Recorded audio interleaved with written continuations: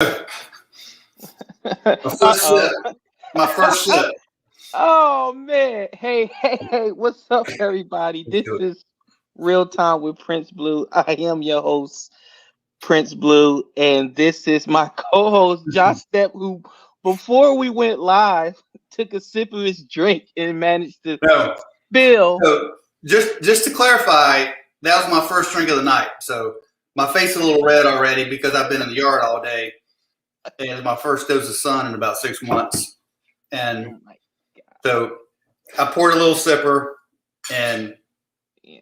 you scared me, you startled me, and then of course Nah, don't put that on me. But this is Real Time with Prince Blue. I am your host, like I said, Real Time with Prince Blue. This is my main man, my co-host, Johnathan Steppe, and this is our Behind the Badge series where we're going to talk about some important issues within the community and the police community. First, I want to thank everybody for joining in. Everybody for joining us again in the continued support. Because without y'all, we wouldn't be able to do this. And we're gonna have fun with this episode, but we're also gonna touch some serious topics that I hope everybody pays attention to and take heeds and just start researching and finding out what's going on within your own community. Because even though most of the time we talk within a vacuum and a bubble, which is Charlotte and North Carolina, a lot of this stuff transfers all over, and you need to look within your own communities and see what's going on so you can propose some of the same questions that we have or try to answer on the show. What's up, Jay? Man, like I said, I've been in the yard all day, so I'm a little red, and then allergies. Oh, this eye, it's confusing. So my allergies are getting to me a little bit. So being outside without the high pollen count here in Charlotte, Queen Well, City is known for pollen. Yeah, your first mistake is being outside. Like, man, I'm trying to get my summer tan. well, listen, well, well, speaking for somebody who has a tan all year round, Got a man, listen, man. You don't have to try. just keep at it. Maybe it'll work out for you in the long run. But man, it's been a wild week since the last show we had. We had some new recent developments. It seems like every time, like, because I like to do current events as it leads up to the show. So sometimes I'm like, man, it looks like ain't nothing gonna be going down that we really can sink our teeth into, Man. and then boom, people either send you stuff or you see stuff across the air or the news, and you're like, bingo, that's what we're going to talk about.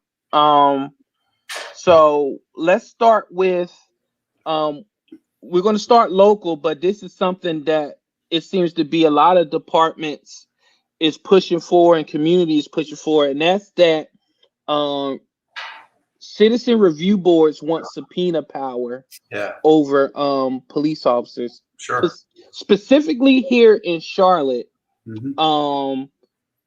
CMPD Chief Jennings spoke with reporter Glenn Counts, and he's all for it, and he's ready to let that go forward. But the local FOP is objecting to that, and Sure.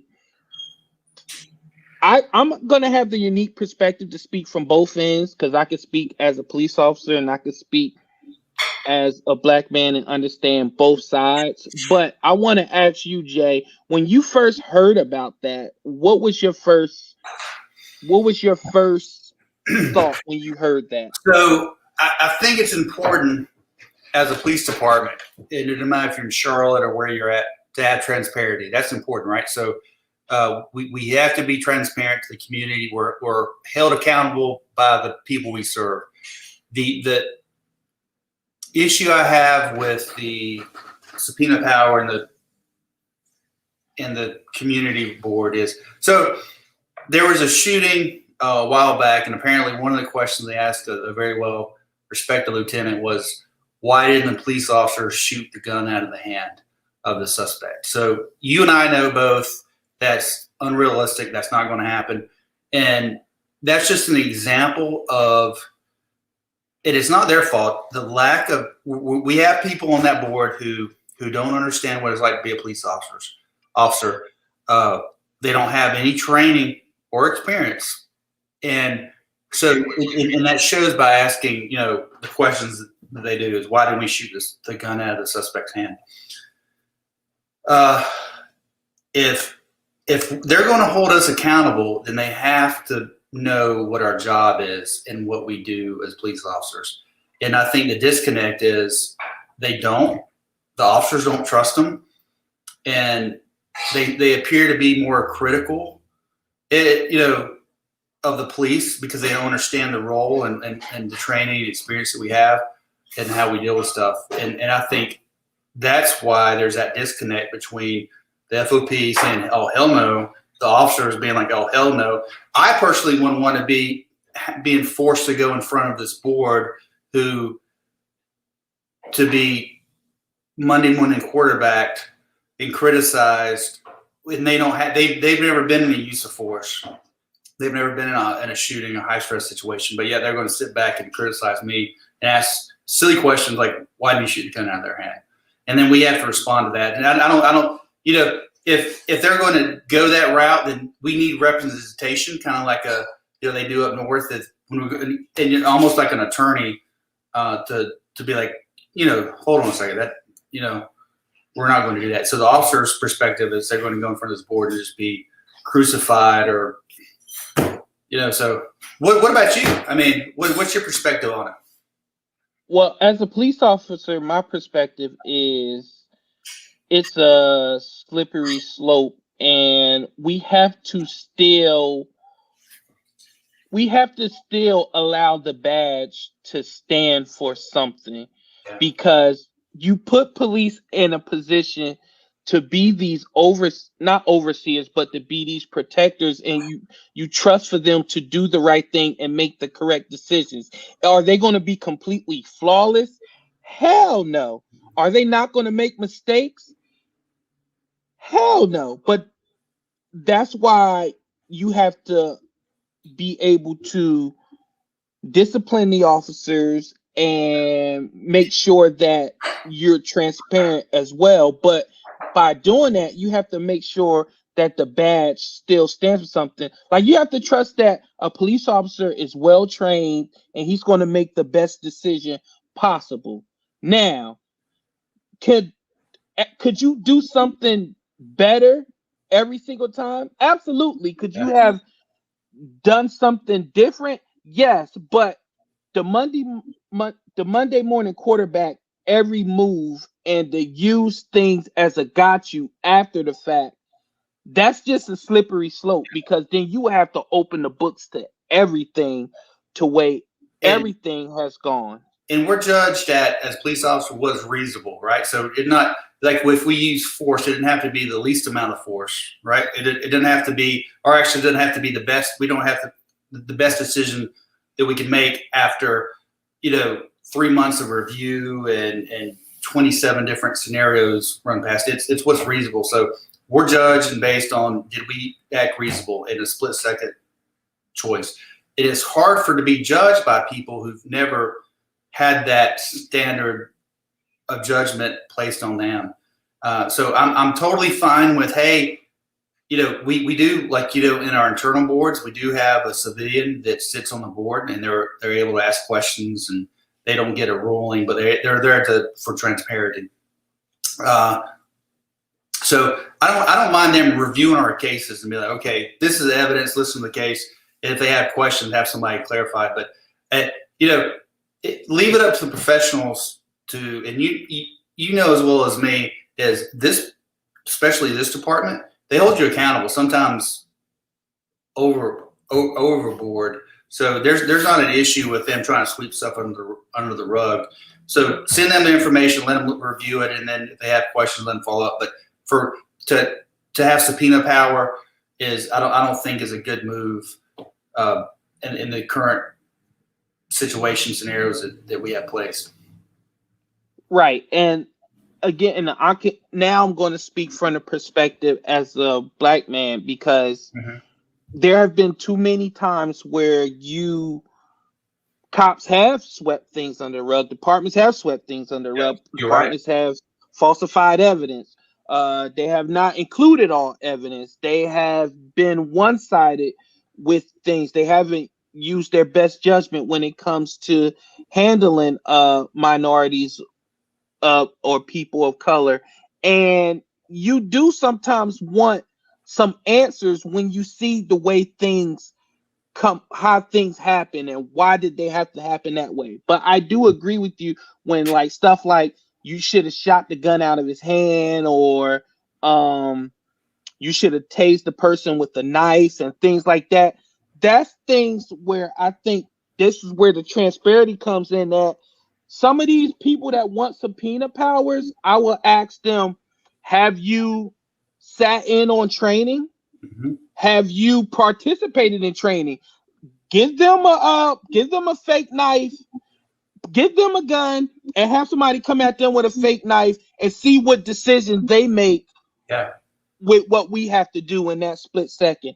I think that sometimes these people who want all this power and this ability to do things, they're coming from one side versus figuring out the training aspect of it and what all goes into the decision that a police officer has to make. That's getting a call, high speed getting there, assessing what the situation is, then reacting. And by the way, that stuff isn't drawn out. Any one of those can change, become dynamic. You could be going there high speed and an accident can happen. Another accident can happen around you, or the call can change.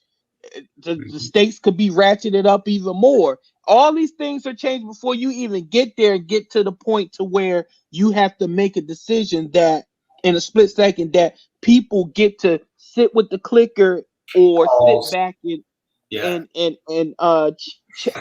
change the narrative to fit what it is that they want to see. You're right. And I've used the analogy before is people like, hey, what's it like having to make a split second decision under high stress? And I'm like, level 10 in Tetris, if you remember Tetris, or, when they used to come down real fast. They're coming down fast. Right. So, and you have to split second. Do I go right? Do I left? Do I flip it? And you always mess up, right? It's going to happen. And then the person beside you, like, oh, you should have done this. And you're like, really, dude? You're like, you want to punch them in the face because you see how, see it, and they can't get past level 2 and you're on level 10. And so law enforcement is unique as there's no other profession that's judged so extensively and harshly from the outside of people that have no practical experience. And a lot of times it's emotions. Well, that doesn't look right. They should have done this. And I've seen videos and I'm like, well, that doesn't look, and then you find out the whole story and the training and the experience. You have to take you hear the word totality in law enforcement law. You have to take the totality, what happened prior, what knowledge the officer have, you have to take all of that. And like you said, there's always a better way, hindsight's 20/20, there's 27 different things you could have done in this scenario. You can't pick the best one you should have selected and then say, well, that's what you should have done. Longest of 27 that were reasonable. And that's what they have to look at. Yeah, and also what I'm trying to figure out is what is the end game when I understand police departments are trying to strengthen the communities. They're trying to strengthen the relationships with the community. But that doesn't mean give them everything that they ask for, because there's a reason why certain things aren't in place. Now, I get it. You could question it and see how you can change it or alter it. But to just say, give,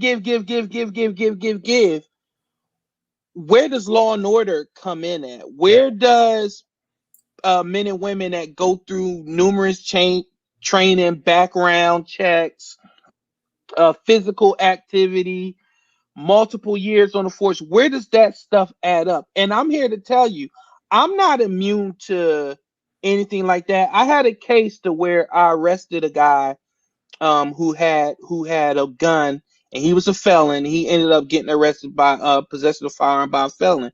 Well, months down the line, I got subpoenaed based off Giglio. And for people who don't know, the Giglio is that you can an officer's background or disciplinary action comes into question, can be used to explain or to help strengthen the case of the defendant. So I had to go and explain any disciplinary action that I may have had, and I don't have a problem with that because number one, I've never lied on the stand or for anything. So that, to me, it's a difference between explaining yourself and lying. Yeah. Now, I feel strongly that if you're a police officer and you have lied on a report or lied on the stand or lied during an investigation, there's no coming back from that, because you can mess up and get your lunch eaten, but if you just flat out choose that you're gonna lie, then I don't know, you can't fit into what the badge means anymore, because we're expected to tell the truth. We're not expected to be perfect, but we're at least expected to tell the truth. If you fucked up, you fucked up, but don't lie about it. So I don't have an issue when people want to talk with officers and get, and talk about their background and things of that nature. But if it's no lying or anything like that in there, then I don't understand the point of a civilian trying to question an officer. Yeah.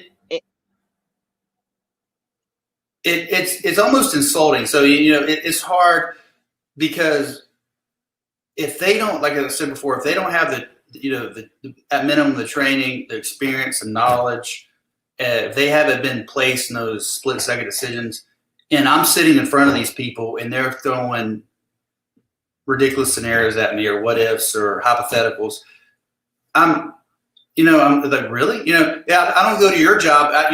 There's a reason, doctors, surgeons, they have a high stress job and they have to make split second decisions, or these other professions. They don't have laymen who have no knowledge of their profession or training sit on boards and judge after the fact they did a surgery or cut the wrong wire.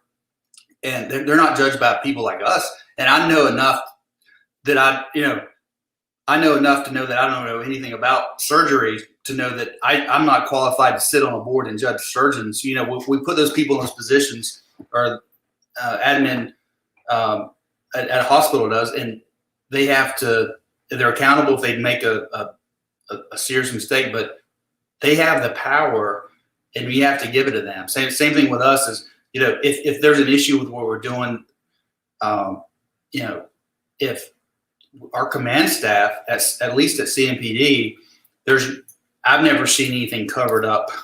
If anything else, everything's brought to the surface, even the thing that shouldn't be, maybe a bad word or something, and you get hammered. They look at every aspect, and I've sit on disciplinary boards. I reviewed hundreds of, if it's use of force cases, pursuit cases, complaints from officers, so I know how that process works. And if there's anything in there that could be detrimental or reflect bad on the department, as a supervisor, you have to bring that up and account for it. So by the time it gets to the civilian review board, any legit issue has been brought up and dealt with. So, and go ahead. No, if they need clarification or something, but the stress we put on the officers by going to an IA board alone, even if you're legit, you get a legit chase. You told that story a few weeks ago. You find a robbery suspect, you chase them, they crash, you jump out because your adrenaline's going, and and the car bumps into theirs, and then the only thing that's recognized at that event in your file for is not, hey, good job catching the robbery suspects, is, oh, you didn't put your car in park. Well, yeah, but and I know that that's a reasonable error that happens during the high stress event. So to go back and judge you saying, well, you should have done a lot of things, but look at the football players, that ran right when they should have went left and they're second guessed, or the baseball players who have a ball skip and they miss it. They're professionals. We're professionals. CMPD is a professional agency, and there's mistakes that are made. So it's okay to make mistakes as long as they're honest mistakes. Things are, hindsight's 20/20. We should have went right instead of left, but things like that happen. And you have to give the officer the leeway to make those mistakes. Now, where do you side on that? These departments, it seems, including here, are, some people say it's a bend over backwards approach, to where it's like they're pacifying everything to the community, never mind what the organization which they work for, the people that got to go out here and do these jobs, are not being empowered. They're being depowered, and the community knows that. Let me tell you something. The community is full of people with high IQs, whether that be educationally, streetwise. It could be anything. They know these things. So when a police officer is doing their job and they're telling them, like, look, your own chief don't believe in you. Like, listen, you can put these cuffs on me and you can do whatever, but it only takes one phone call. That's real. Yeah. That's legit. And you got an officer now thinking, is it even worth it writing this ticket because I don't feel like getting complained on? Is it worth it me pulling over this car? I don't feel like getting complained on. Go ahead. No, I'm saying, and that's what the officer are dealing with is they see something, and I've been guilty of it too. Hey man, this, you run the tag and it's fictitious or something, and I'm like, everybody's, you got 4 people in the car, they're all looking straight ahead, no one's talking, and I'm like, man, they're nervous. That's a sign of them being, But I'm like, we're in a high crime area. It's 12:30 at night. If I stop that car and something goes wrong, then I could be the bad guy, right? So the perspective is, okay, let them go do whatever, then we'll go after them. And that's not fair to the community, but that's what happens, and that's the thought process of the officers now is, hey, there's no more getting out with people in the corner, that we used to do. Like, hey, what you doing? Out here, high drug area, do you have any guns? Do you have any weapons? There's no more of that. And you know what? That was perfect what you just said. That's not fair in the community. So I want the community to know. So when you ask for these things, or when you want to, quote unquote, defund or get all this power to where cops work or their ethic or what they do don't mean anything, just think what he just said. He just let a car of 4 potential suspects with a fictitious tag in a high crime area, acting nervous, things that back in the day, or normally probably a few years ago, was all the things where you can build a case and build reasonable suspicion and things of that nature. You can't do that anymore. So I let that car go. That car drives up the street, lets off 100 rounds into a house, and then the first thing that gets pulled up is, this car was pulled over by Officer Steppe and Officer Blue. Hey, why didn't you do this? Why didn't you do that? Then guess what we're going to have to say? Well, I mean, what we're going to say, due to climate right now, I didn't think it was that important to push the issue. Yeah. The community not trying to hear that either. Yeah. Or the departments, as we hear that. So what yeah. I mean, what are we left to do? What is our options? It puts the officer in the middle, and if we don't stop that car and they go do something, and Steppe, you ran that tag, why didn't you do anything? You saw, you felt neglect of duty. But then we stop the car, something goes wrong, we use the use of force, and then we're criticized. So you can't win, and that's how the officers feel. Is I'm damned if I do, and I'm damned if I don't. And that you and I both know that's why crime's through the roof shooting. It's not because of COVID. People, it's because officers aren't being proactive, getting guns off the street. And the main thing is too, was if we do, the people we do lock up, the district attorney right back out.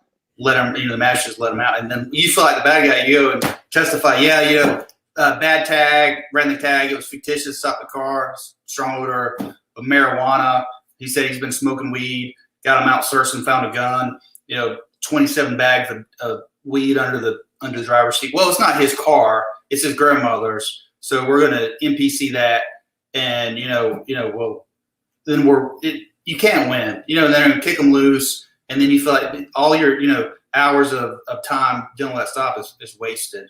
So you're more selective of what you do, and it's nothing more dejecting to a police officer to put in a whole lot of effort and hard work into a legit case and to have a magistrate MPC it, which is no probable cause, or the person doesn't get anything to sneeze at and they're right back out doing it again. Yeah. And my pet peeve with the magistrates is, so they're appointed by the chief district court judge. So you don't need a law degree. You don't have to be an attorney.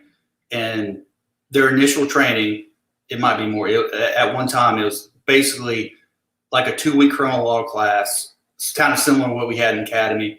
And then like a week of how to do bond terms and paperwork. And then they're experts, right? So, and then also, you go there and they want to be called your honor, and which I get, okay, but you're in a little 3x3 room, and then they a lot of them are critical of what we do. Well, it's not just a lot of run from the police. Well, it is when you have 1, 2, 3, 4 elements involved, and they're really bad in Mecklenburg County. The majority, some of them are really good, but they're so critical, and they try the case. That's not what their job's not to try the case in that room. The only thing they're supposed to find is there probable cause for the arrest. Not why, because they were black or because they were Hispanic. No, their job is just to look, is there probable cause? Was the arrest lawful? And I think sometimes they get too big for their britches, and a lot of people, well, let me call the magistrate. I'm like, we don't need to call the magistrate. We know, we do this every day. We're out in the streets. We know what criminal law is. We've been trained. We make our decision based on not what the DA is going to do, the magistrate's going to do.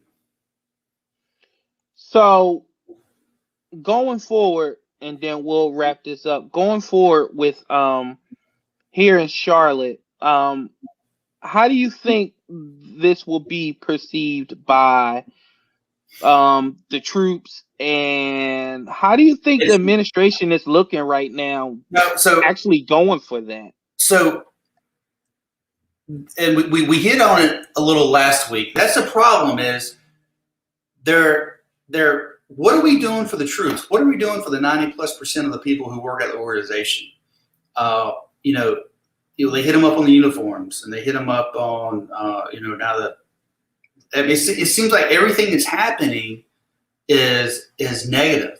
And so morale is just taking a blow after blow after blow. There's been some really bad decisions, in my opinion, with IA cases when officers didn't do anything wrong. That's a huge morale buster. And then you have the appearance of the command staff, the chiefs, taking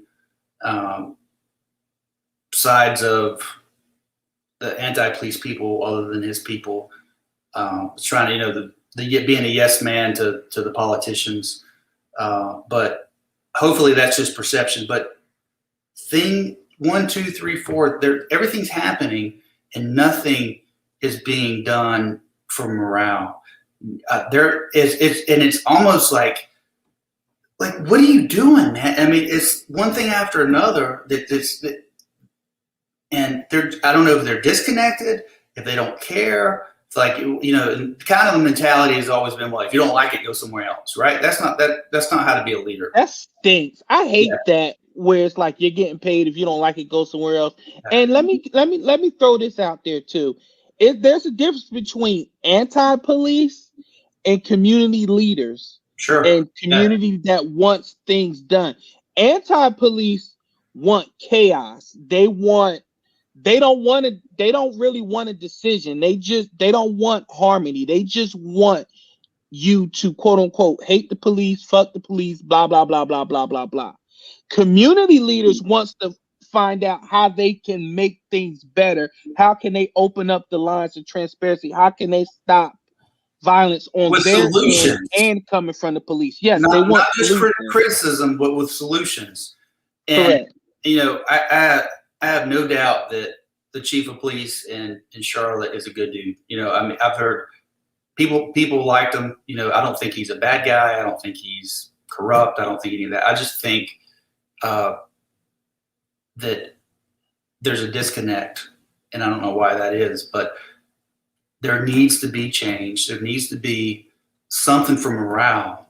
It's not. I mean, it's just like Tom. I mean, people coming to me like, oh yeah, you know, if it's about a take-home car, you know, in South Carolina, if it's about the uniform change for the auto carriers, if it's about the stand up, and that's what Putney did a lot. And there was an article earlier I read that was like, yeah, we didn't like Putney because Putney was like no on all this stuff, because Putney knew what was real, but as far as holding us accountable, that's what he did. But he took up for the officer when it needed to be taken up, when we needed to be taken up for, and that went a long way with a lot of people.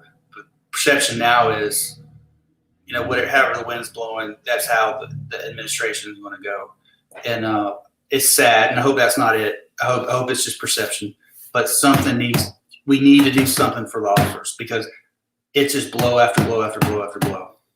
And while we're on that subject, there has been a recent article that police chiefs are getting together to discuss how to strengthen relations among minorities and the communities, which to me isn't that what the hell was supposed to be trying to go on since the beginning of time? It's like, it's so weird. It's like things get like that got an article. You pretty much write an article for something that should have been happening since the beginning of time. But it seems like now, like these little cute little meetings and all this stuff, it's getting broadcast and stuff. And my thing is, coming from the community, sometimes they're like, okay, you're here now, you're here in uniform, you want to meet with us? No, like we want real solutions. We want real truth. We don't want you showing up.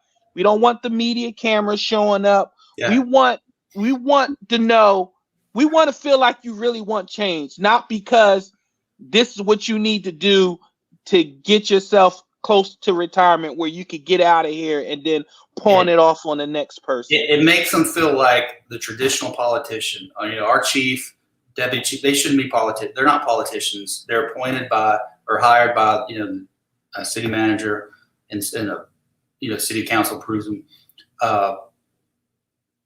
It's got it. Do you know what it reminds me of? How we treated the Indians. You know, we'd go in and to the tribes and make all these deals and tell them what we're going to do, and then we wouldn't do any of it. We would just tell them what we need to hear, so we can get more. And sometimes, and I understand, I've been in community meetings where it's like a political rally where they go into one room and tell everybody what they want to hear, and they go to the next one and contradict everything they told the last people, but tell them everything they want to hear, just to make everybody happy. And then what happens? You lose credibility, and you instead of bringing together those relationships, you tear them apart. So it's hard. It's hard to go in the neighborhoods and enforce the law. We're law enforcement officers. We're going to make the bad people mad when we take them to jail. If we treat them with respect, do what we're supposed to do, uphold our oath. If they don't like us after that, I'm sorry, too bad.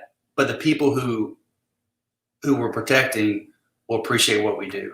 So it's that happy medium. We can't make the bad guys happy. They're not going to like us because we're taking them away and messing up their game. Yeah, it seems like somewhere along the lines it's gone from law and order and protect and serve to politics within. And politics and law enforcement it just doesn't work. It doesn't go together, and it shouldn't. You should be a leader as a deputy chief, as a chief, or whatever it is. You should be a leader. Your men should be able to know that they can trust that when you go into a meeting with anybody that you got their best interest and that you're going to be fair and you're going to uphold to the very badge that you wear alongside them. Yes, you have more rank, but you're all in the same fraternity and the brother. I'm not saying defend foolishness or fuckery. I'm not saying that. When you got to lay the hammer down, lay the hammer down. When you got to hold people accountable, hold people accountable. But it can't come off as if, hey, these my guys get a paycheck, they'll be okay. What about you guys? That's not how you successfully be a leader, in my opinion. No, I don't know. Right. I haven't taken a leadership course, so right. I don't know if I'm wrong or not. And as a, I was a supervisor for 7 years, a sergeant, line sergeant, and you go to the roll calls and you ask these guys to do incredible things and put their lives at risk and kick down doors and do all this stuff. So if the only thing what I learned in my mere 7 years as a sergeant is if you take care of your people, and I don't say take care about it, if they do something wrong, cover it up. I'm telling hey, this is the law. We're covered. Number one is the law, right? Is our standard. Number two is policy, right? So as long as we follow the law and we follow policy, and we're not unethical, we don't do anything illegal, we'll back you. If the perception is, if we have to punch somebody in the face, punch them in the face. If it looks bad, okay, we'll explain our use of force and why we had to punch someone in the face, but then back that officer. That goes a long ways. But the problem is now, well, it looks bad, so it's easier to throw that officer under the bus and get, than it is to stand up for the officer and try to explain it and get some pushback from a group of individuals that don't like us regardless. And then, but what you do, you alienate your officers, and they're like, well, okay, if I'm doing what I'm trained to do and how I'm trained to do it, and they're throwing me on the bus, I'm done. Forget about it. And I think we're to that point. Yeah, and like I said, Chiefs, do what you got to do. Make some change. Try your best to go in there and do what you got to do. But it's a hard job. It's easy to sit back and even as a sergeant, people are like, well, Sarge, you should have done this. Okay, it's a hard job. So in each level you go up has a different realm of responsibilities and a different perspective. You have to, a sergeant has a different perspective than an officer, and a lieutenant has a different perspective. So each has their job. His job is extremely hard. I wouldn't want it. But the officers will give you leeway. You and I will give grace and some leeway to our leaders to have it trial and error. But if it's leaning all the way to one side, and the 90+%, it doesn't pass the smell test, and then you start losing credibility, and it's over. Mm-hmm. And let me pause. The reason why I'm keep looking down is because people are asking me to ask questions, and I'm trying to tell them, like, you can come in here and ask them yourself, or you can engage with us and ask them yourself. So it's like weird. It's like the link is there. Just click the link, come in. But you know as well as me, they're worried about their name popping up, yeah. And I get that, but these aren't like, police officers or anything like that. This is just the general public. And I'm like, listen, but I get it. So if I'm looking down, I'm still listening. I thought you fell asleep. I thought you No, you'll hear me if I go to sleep, because trust me. Pulling a Biden on me. I said, no Sleepy Joe here. But far as the Chiefs, just be genuine and cut it out with the media photo op bullshit. Like, be real. Like, let me tell you something. These community people are not dumb. They can sense bullshit a mile away. So be genuine. If you want change, make change. To me, the best change is made away from the cameras, away from the publicity. It's made when people, men and women, sit down and they want legit change and they talk about things, and there's no damn grandstanding. So I just wanted to put that out there. So now this is where we get into some of our things where we talk about things that are that everybody can really relate to, and that's recently in South Carolina. There was a huge sting between and it involved multiple agencies: FBI, U.S. Marshal, South Carolina Police, you name it. And it was about online predators and child sex crimes and things of that nature. And that's something that hit home because you and I are both fathers, and a lot of our listeners are parents too. And again, that first, what's the first word I said? Online. Online. These grown ass men and women sometimes are being sexual predators and using online to get to our children. And I'm gonna need parents and everybody else to step up and make sure that they're reporting this stuff. They're being vigilant with their children and what they do on social media, what they post, what they have. For example, my 7-year-old, she has a phone where we have it set up that anything she downloads, we have to approve it. The Safari app is gone. Anything to search anything is gone. So it's just video games. And if she want to text or call mom or dad or grandma, text us emojis and stuff like that. We're very vigilant on what's on her phone, what goes on, but there's some parents out there that they give their kid this world, this technology, and they're just like, all right, just go play. And you got people out there preying on our children. I want to get your thoughts on that. So having a teenager myself is my perspective, and what I always tell parents is be a snoopy parent, right? So especially the younger kids, find out a lot of these predators, they pose as a teenager. If it's through TikTok, Facebook, Instagram, gaming apps, they log on and they'll pretend like they're somebody their age and kind of start a conversation, a relationship. Is know who your kids are friends with, pay attention, look at know who you have every right as a parent to know who your 7-year-old or 12-year-old is friends with and who's communicating or she's communicating with. And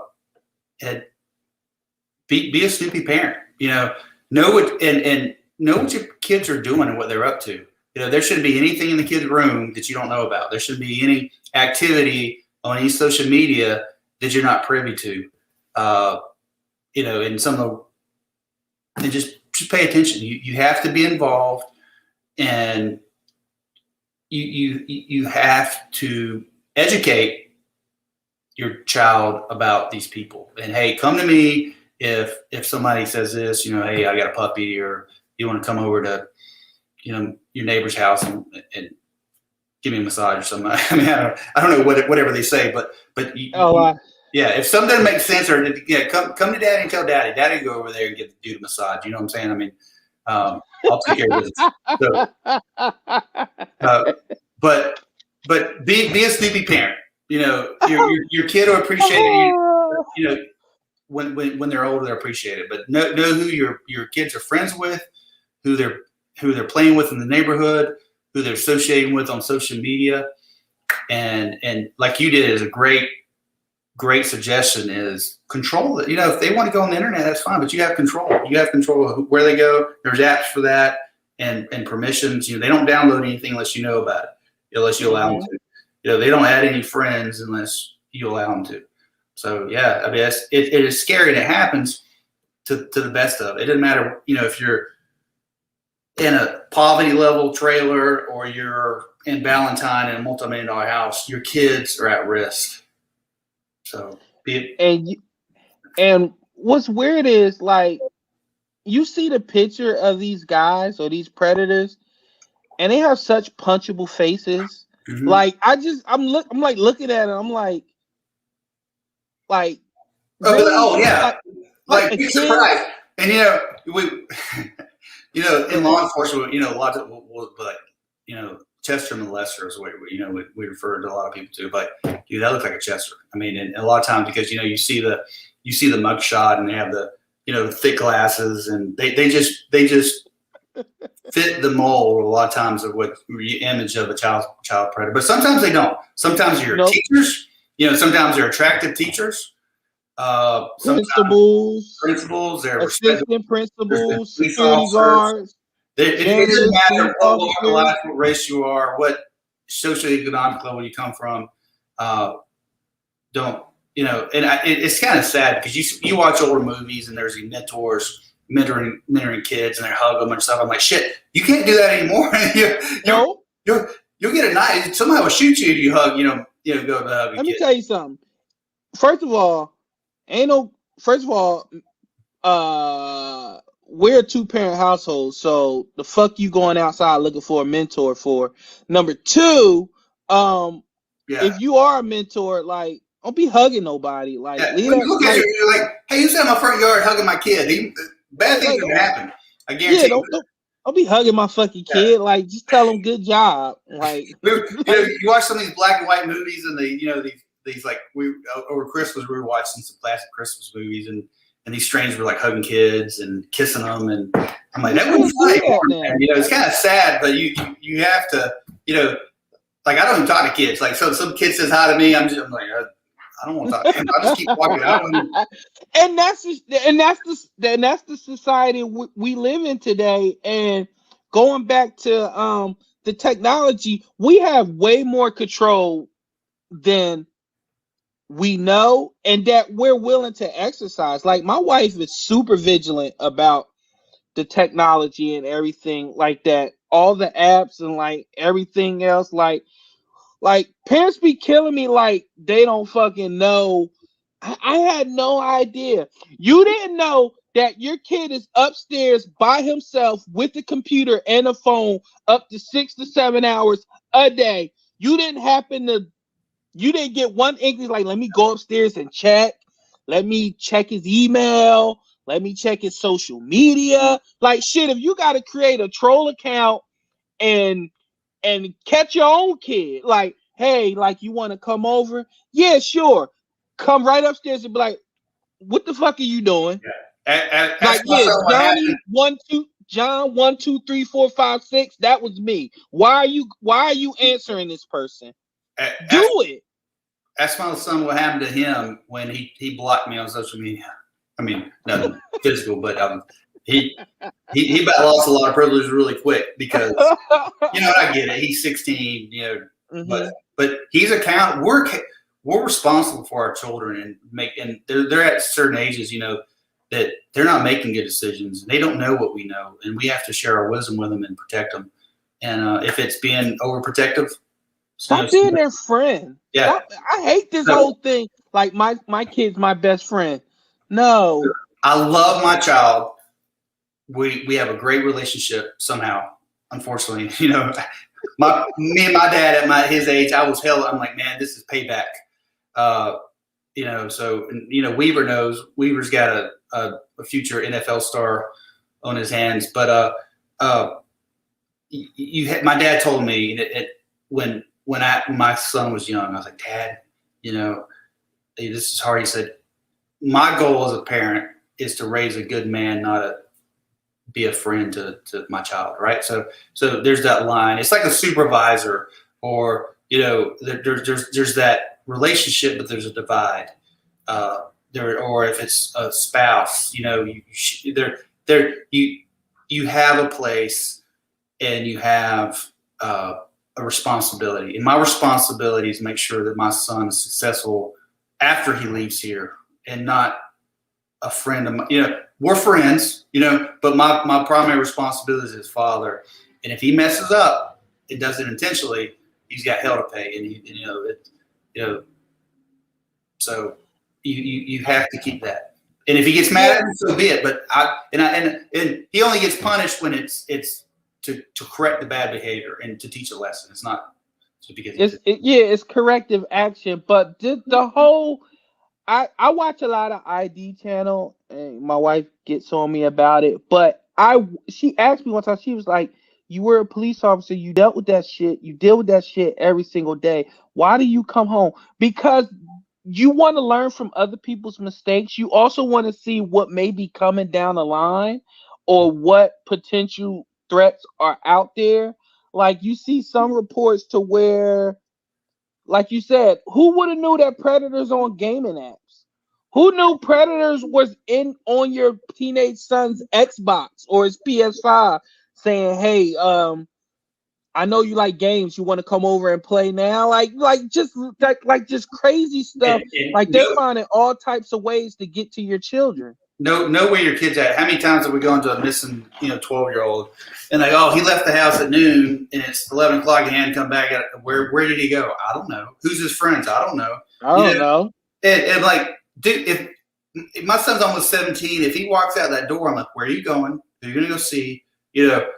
And I want to know, because if something happened, I want to know where he's at, where to look for him, but the problem is parents don't do that. And times are different, with the digital age. They're the parents that maybe stuff that we didn't have to deal with, maybe you, if you're younger than me, but like our parents didn't have to deal with, but you have to deal with now, that the whole set of threats that are around that make it easier for there's the issue where you could be too reliant on technology. Like, well, my kids got a phone, so I could just track them. No, how about you verbally know where they're smart, going? man. I mean, what would I do? Okay, I leave my phone in my room while my parents are at work, and I go to the neighborhood and do what I want to do, and right. So you can't. First of all, adults still take their phone out on crimes. How many shows do we see where they're like, "I was nowhere near there," but you got them texting and pinging from the crime scene? You idiots! That's what I'm telling you that between cameras now, especially in a major city like Charlotte, between cameras and phone technology, you're done. Just if you commit a crime, just walk in the police station, hands up, and surrender, man. I wasn't there. Okay, well, your cell phone says you were standing right over the victim. Oh shit. I still wasn't there. What's the name of that comedian? It's the funniest skit, the first 48. Have you ever seen? You talk. I know who you talk about when you talk about. You talking about Lil Duval? No, he does a skit. It's called the first 48.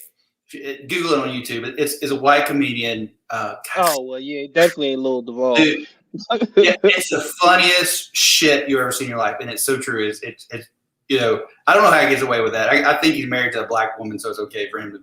That seems to be going around a lot. If you're married to a black woman, you're somehow excused to do simple shit. But are you talking about where it's funny? It's real. Like you watching, like, dude, this is so real. I mean, it's hilarious. So Google it. I'll look it up. But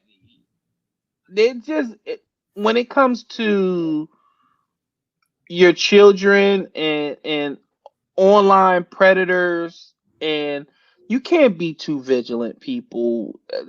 Who cares if they're mad at you? Okay, check it out. Your kid is mad at you and stomps upstairs to a room that you're paying rent for, come downstairs to eat food that you're paying for, mad about a phone that you took away that you're paying for. You got them. Like, so what? They're mad. Like, let them be mad. But when they leave this house, they're going to have common sense. And they're going to know how to protect themselves and how not to make bad decisions. Yeah. Yeah. And the older they get, the more responsibility you should give them. But the problem is they're not making good decisions at 15, 16, even 17. And sometimes not at 22, but at that point they're on their own. But so the goal is to, by the time they're 18, 19, whenever they're out of the house, is to have a good head on their shoulders. And it's just scary though. And by any chance, if a predator is watching this or comes across this broadcast, let me just tell y'all something. All of you need to just, how should I say this? all you need to do is go to any local store, grocery store, buy you some bleach and make you a milkshake. Because let me tell you something, like there's no place for you here.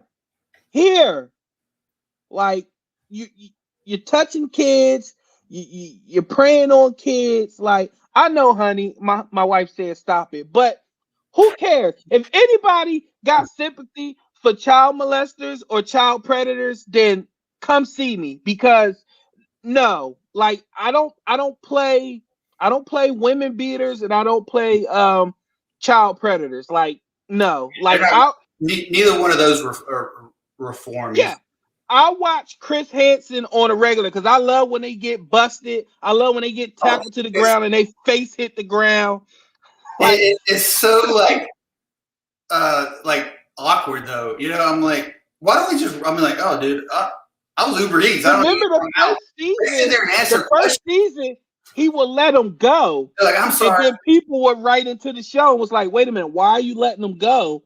And then they started collaborating with the police departments and doing the stings. But yeah, if you got time, look up Chris Hansen on YouTube and how stupid these fucking predators, these nasty people are. It's so dumb. Like they travel like 300 miles at 1 a.m. for the chance to be with a 10-year-old. That shows First of all, how why is a 10-year-old alone in a 6-bedroom house? Like, you can't be that stupid or that horny or that sick that you would believe that shit.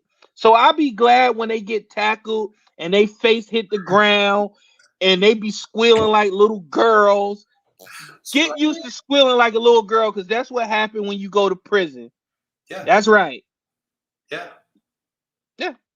Pretty much. So I got a text. Go ahead. That's Tom Segura, Sequ.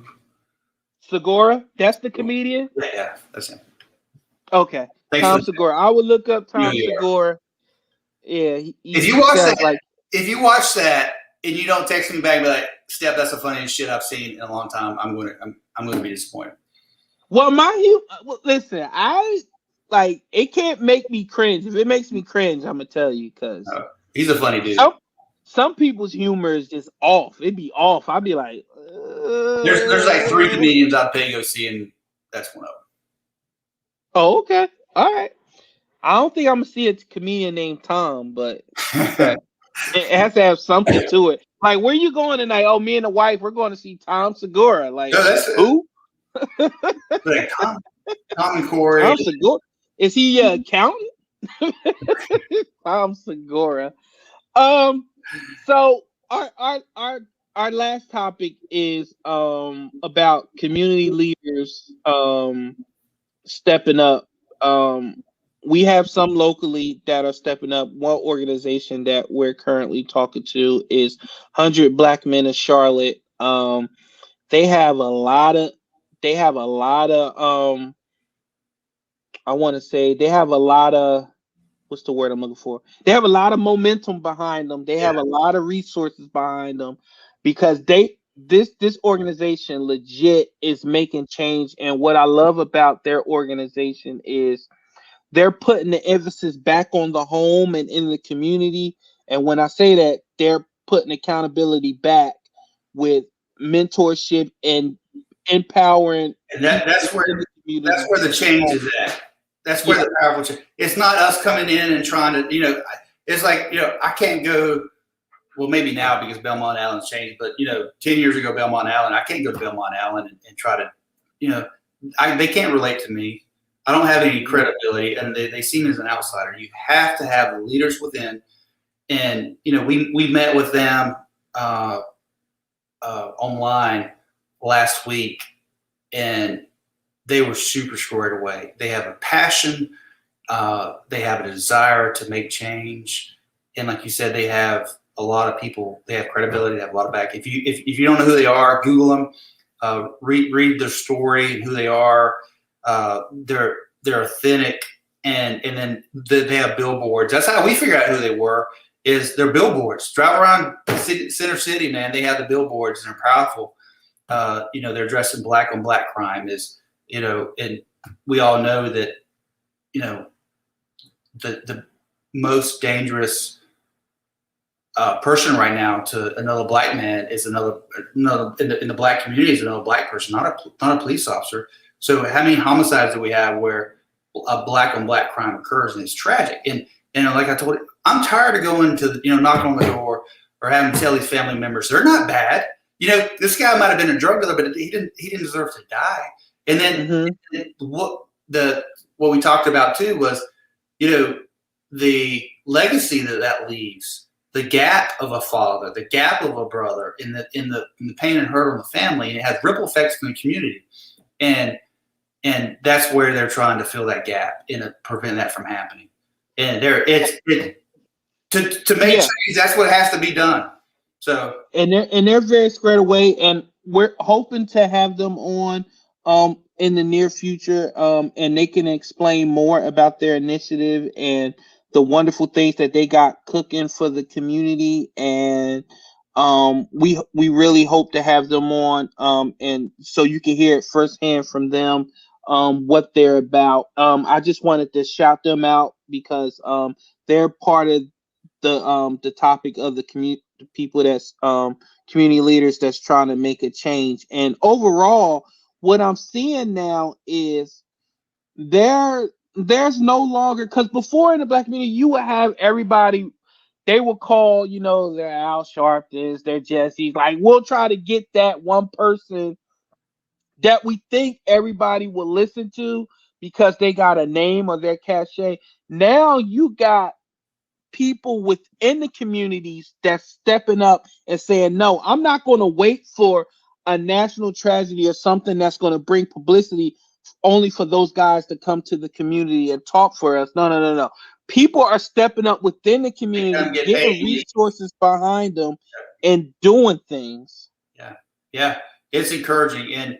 And that's what needs to be happening. I'm excited. So, and we spoke to them, what do you need from us? If we could help in any way, if it's resources or anything, getting the word out. But it's good stuff. I'm excited. It's very good stuff. And one other thing I wanted to address is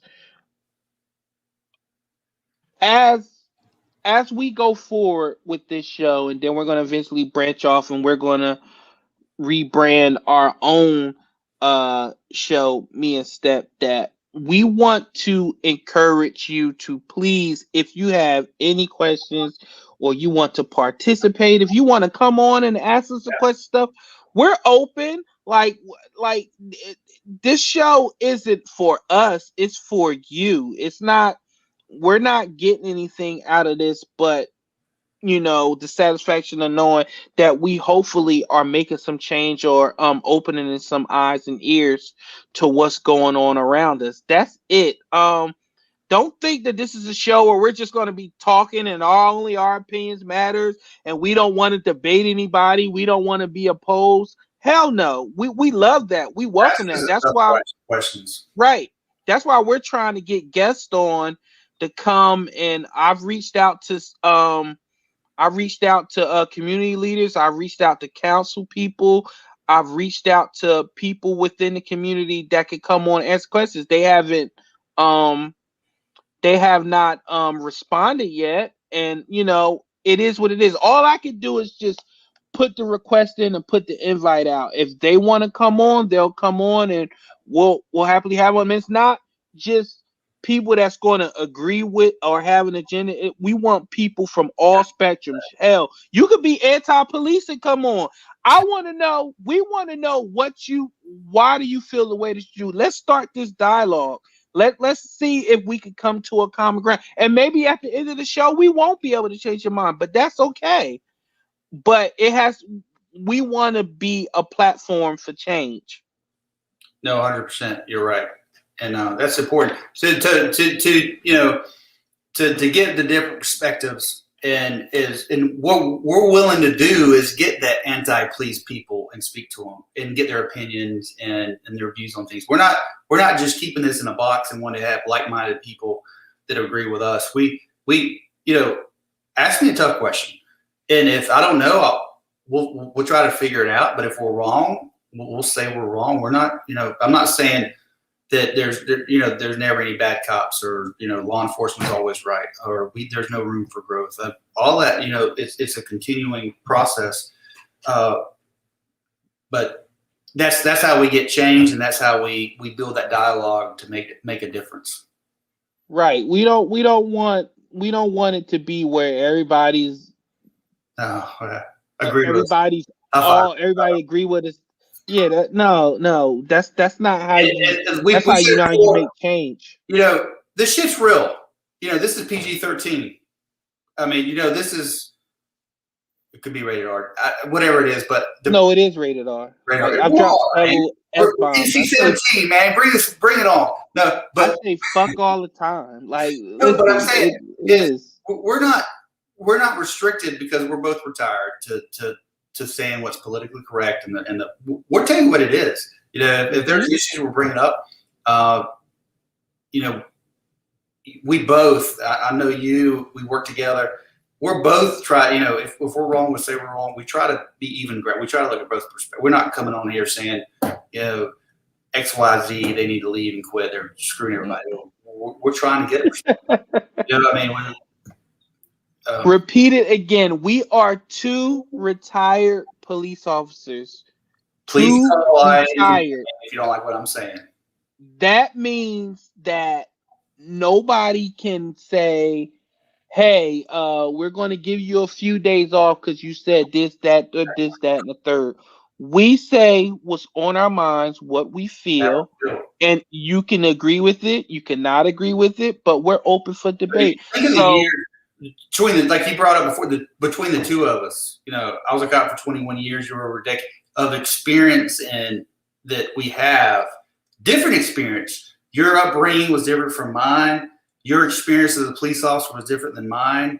The struggles that you dealt with being a black police officer was different than mine. So, but then you take that together, and we have almost a whole pie of experience of what in different perspectives. And sometimes you and I might not agree, but that's healthy to grow and get better.